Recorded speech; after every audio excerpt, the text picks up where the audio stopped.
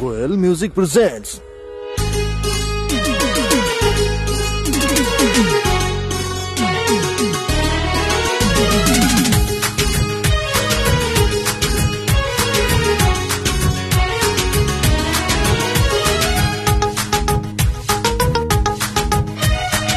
Music by Ratnesh के रॉय। तोहारे गलिया के दिल हमरा के भागइल बा, तोहारे गलिया के दिल हमरा के भागइल बा। हंसी तोहार डिम्पल पागल बना गइल बा। हाँ, तोहारे गलिया के दिल हमरा के भागइल बा। आई लव यू बोलल तोहार हमके सुना गइल बा। इन्हो से सेम टू यू बा, हमके बुझा गइल बा। तोहारे गलिया के दिल हमरा के भागइल बा। भरला ना बहिया में आके जवानी फूला गइल बा। तोहारे गलिया के दिल हमरा के भागइल बा।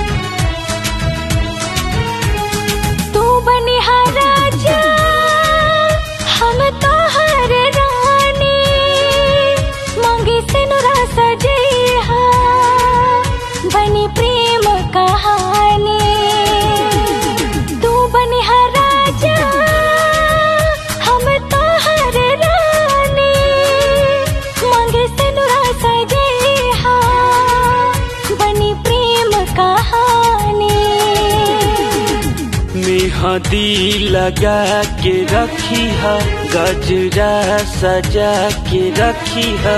लेके आइब बाराती साथी याद रखी है। इन्हो से सेम टू यू बा, हमके बुझा गइल बा। हाँ, इन्हो से सेम टू यू बा, हमके बुझा गइल बा। हंसी तोहार डिम्पल पागल बना गइल बा। हाँ, इन्हो से सेम टू यू बा, हमके बुझा गइल बा।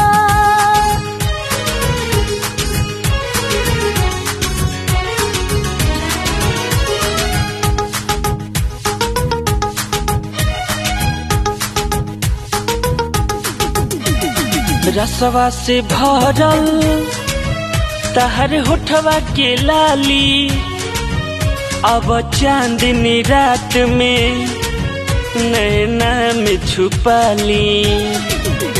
ए रसवा से भरल तहर होठवा के लाली, अब चांदनी रात में नैना में छुपाली। मुँह की बात कहला,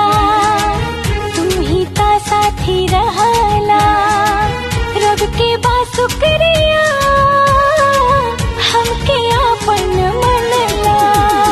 तोहारे गलिया के दिल हमरा के भागइल बा। इन्हो से सेम टू यू बा, हमके बुझा गइल बा।